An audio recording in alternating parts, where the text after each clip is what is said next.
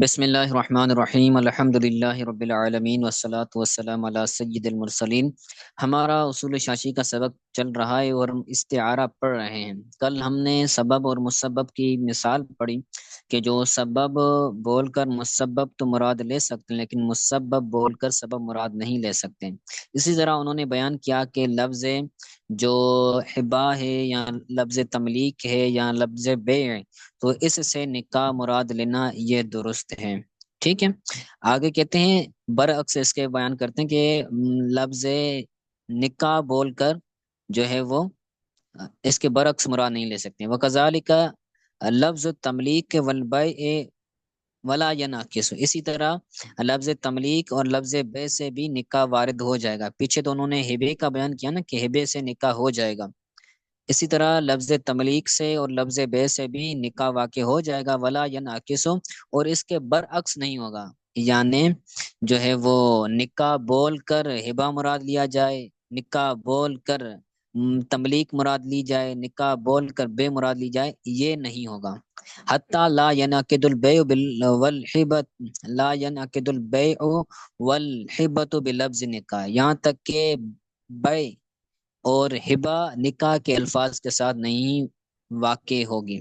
کیونکہ جو نکاح ہے یہ مسبب ہے، تو مسبب بول کر سبب مراد نہیں لے سکتے۔ ٹھیک ہے، آگے بیان کرتے ہیں ایک اصول، ایک قانون بیان کرتے ہیں کہ جب مجاز متعین ہو جائے گا اب اس میں نیت کی ضرورت نہیں ہے۔ جہاں پر مجاز متعین ہوگا تو اب وہاں پر نیت کی ضرورت نہیں ہے، نیت کی حاجت نہیں ہے۔ ٹھیک ہے، کہتے ہیں ثم فی کل موضع یکون المحل متعینا لنوع من المجاز لا يحتاج فیہ الی النیت، یا اس کو مجہول پڑھیں، لا يحتاج فیہ الی النیت، پھر ہر جگہ میں محل جو ہوگا وہ مجاز کے لیے متعین ہوگا تو اس میں نیت کی محتاجی نہیں ہوگی۔ ہر وہ جگہ جس میں مجاز کے لیے یا مجاز کی نوع کے لیے محل متعین ہو تو لا یحتاج، یہ خبر ہے، تو اس میں نیت کی محتاجی نہیں ہوگی۔ لا یحتاج فیہ الی النیت، تو اس میں نیت کی محتاجی نہیں ہوگی۔ جہاں پر مجاز متعین ہوگا، معلوم ہوگا، معروف ہوگا، تو اب وہاں پر حقیقت کی طرف نہیں جایا جائے گا بلکہ ڈائریکٹ جو ہے وہ مجاز کی طرف جائے گا اور اس میں نیت کی بھی حاجت نہیں ہے۔ ٹھیک ہے، پیچھے تو نیت کی قید تھی نا، یہاں پر نیت کی قید نہیں ہوگی۔ کہتے ہیں مثال بیان، اب یہ ایک اعتراض ہو رہا ہے اور اس اعتراض کا جو ہے وہ جواب بھی دیں گے۔ وہ یہ ہے کہ لا یقال، اور یہ نہیں کہا جا سکتا، یعنی یہ اعتراض نہیں کیا جا سکتا کہ کان لما کان امکان الحقیقت شرطا لصحت المجاز عندہما کیف یسار الی المجاز فی صورت النکاح، یا مجہول پڑھیں اس کو بھی، کیف یسار الی المجاز فی صورت النکاح باللفظ الہبۃ مع ان تملیک الحرۃ بالبیع والہبۃ محال۔ آپ کو یاد ہوگا ہم نے پیچھے پڑھا تھا کہ دو صورتیں ہیں کہ حقیقت خارج میں موجود ہوگی یا خارج میں موجود نہیں ہوگی۔ اگر حقیقت خارج میں موجود ہے اور اس حقیقت پر کسی معنی کی وجہ سے ہم عمل نہیں کر پاتے تو صاحبین کے نزدیک مجاز کی طرف پھریں گے، اور اگر حقیقت خارج میں موجود ہی نہیں ہے تو اب جو صاحبین کے نزدیک ہے وہ کلام لغو ہو جائے گا، اس سے کوئی حکم ثابت نہیں ہوگا۔ جبکہ امام اعظم کے نزدیک چاہے وہ جو حقیقت ہے چاہے خارج میں موجود نہ ہو چاہے خارج میں موجود ہو لیکن اس پر کسی معنی کی وجہ سے عمل نہ کیا جاتا ہو تو بہر صورت مجاز کی طرف پھرا جائے گا۔ تو یہاں پر صاحبین والا مسئلہ بیان کر رہے ہیں کہ صاحبین کے نزدیک اگر جو حقیقت ہے وہ خارج میں وجود ہی نہ ہو اس کا تو کلام لغو ہو جائے گا۔ ٹھیک ہے، تو کہتے ہیں لما کان امکان الحقیقت شرطا لصحت المجاز عندہما، جب حقیقت کا ممکن ہونا، حقیقت کا ممکن ہونا مجاز کی صحت کے لیے شرط ہے صاحبین کے نزدیک۔ صاحبین کے نزدیک مجاز درست تب ہوگا جب حقیقت کا خارج میں وجود ہو، حقیقت کا خارج میں امکان ہو، اگر حقیقت خارج میں موجود ہی نہیں ہے تو کلام لغو ہو جائے گا، مجاز مراد لینے کا سوال ہی پیدا نہیں ہوتا۔ ٹھیک ہے، تو کہتے ہیں کیفا یسار الی المجاز فی صورت النکاح، تو نکاح کی صورت میں مجاز کی طرف کیسے پھرا جائے گا، مجاز کی طرف کیسے جایا جائے گا؟ ہبا کے لفظ کے ساتھ، یعنی ہبا کے لفظ کے ساتھ نکاح کی صورت میں مجاز کی طرف کیسے پھرا جائے گا؟ باوجود اس کے کہ جو آزاد عورت ہے اس کی بے کے ذریعے یا ہبا کے ذریعے اس کا مالک بننا یہ محال ہے۔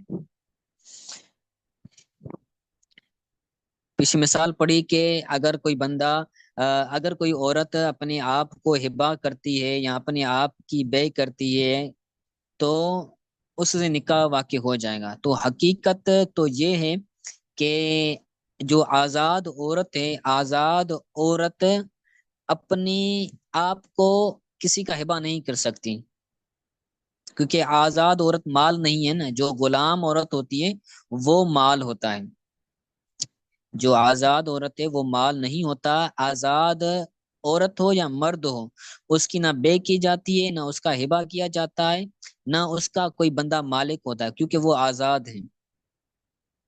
تو صاحبین کی نزد گویا کہ یہاں پر حقیقت جو ہے وہ ممکن ہی نہیں ہے کہ ایک آزاد عورت اپنے آپ کو کسی کے لیے ہبا کر دے، تو یہ حقیقت میں اس کا وجود ہی نہیں ہے، کیونکہ وہ عورت کا کسی کا کوئی اس عورت کا مالک ہی نہیں بن سکتا۔ تو گویا کہ یہ ایسی حقیقت ہے کہ جس کا خارج میں وجود ہی نہیں ہے، یہ ایسی حقیقت ہے کہ جس کا خارج میں امکان ہی نہیں ہے، تو لہذا یہ محال ہے، تو یہ درست نہیں ہونا چاہیے صاحبین کے نزدیک۔ ٹھیک ہے، یہ ایک اعتراض بنتا ہے۔ تو ہم نے اس کا جواب دیا کہ لأننا، کیونکہ ہم یہ کہتے ہیں لأننا نقول ذالک ممکن فی الجملۃ بأن ارتدت ولحقت بدار الحرب ثم سبیت، کہ یہ ممکن ہے آزاد عورت کا جو ہے وہ اس کا مالک بننا یا اس کا ہبا کرنا، یہ یا اس کو خرید و فروخت کرنا، یہ ممکن ہے۔ کس طرح ممکن ہے؟ ذالک ممکن فی الجملۃ، یہ اس امکان میں یہ ممکن ہے۔ کس طرح؟ اس طرح کہ ہو وہ مرتد ہو جائے، جو آزاد عورت ہے، جو مسلمان آزاد عورت ہے وہ مرتد ہو جائے معاذ اللہ، غیر مسلم ہو جائے اور دار حرب میں چلی جائے، ولاحقت بدار الحرب، اور دار حرب میں وہ ملحق ہو جائے، دار حرب میں وہ چلی جائے جو کافروں کا ملک ہے۔ ثم سبیت، پھر کیا ہو جائے؟ وہ عورت اس عورت کو غلام بنایا جائے۔ تو اب وہ ایسی آزاد مرتد عورت ہے جو اب اس کا بندہ کوئی مالک بن سکتا ہے، اب وہ غلام بن سکتی ہے۔ تو اس آزاد عورت کا جو ہے وہ مرتد ہونے کے بعد دارالحرب میں مل جانا، پھر اس کا جو ہے وہ غلام بننا، یہ ایک ایسی چیز ہے جو اس آزاد عورت کو مملوکہ بنا دیتی ہے، یعنی وہ کسی کی اب مملوکہ ہو سکتی ہے، کسی کا مال بن سکتی ہے۔ تو یہ ممکن ہے۔ جو اعتراض کیا جا رہا تھا کہ آزاد عورت کا خارج میں مالک بننا اس کا یہ ممکن ہی نہیں، تو یہ بات درست نہیں ہے۔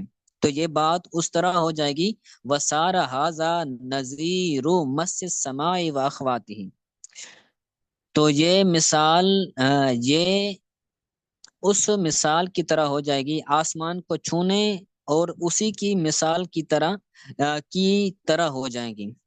ہاذا وسار ہاذا، یہ ہو جائے گی نظیر مثال آسمان کو چھونے اور اسی کے مثل چیزوں کے بارے میں، کہ کوئی بندہ یہ کہے کہ میں آسمان کو چھوؤں گا، اللہ کی قسم میں آسمان کو چھوؤں گا، اگر میں نے آسمان کو نہیں چھوا تو مجھ پر کفارہ لازم ہو جائے۔ ٹھیک ہے، یا پھر یہ کہے کہ میں آسمان میں اڑوں گا، کتیران فی الہواء، ہوا میں جیسے اڑنا،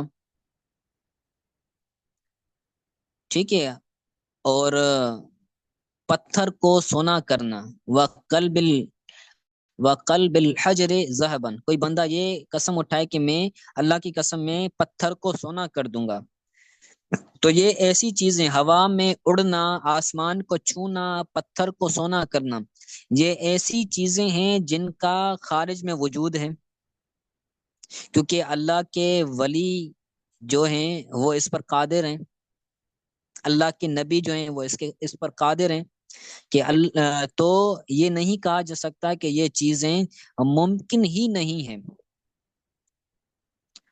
تو جو اس عورت کے مملوکہ ہونے والی مثال تھی نا، تو وہ اسی کی طرح ہے، ان مثالوں کی طرح ہے۔ تو یہ چونکہ آسمان کو چھونا بھی ممکن ہے، اور ہوا میں اڑنا بھی ممکن ہے، اور پتھر کو سونا کرنا یہ بھی ممکن ہے، لیکن یہ خاص ہے اللہ کے ولیوں سے۔ ٹھیک ہے،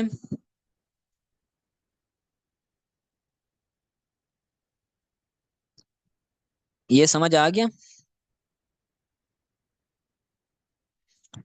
چلیں،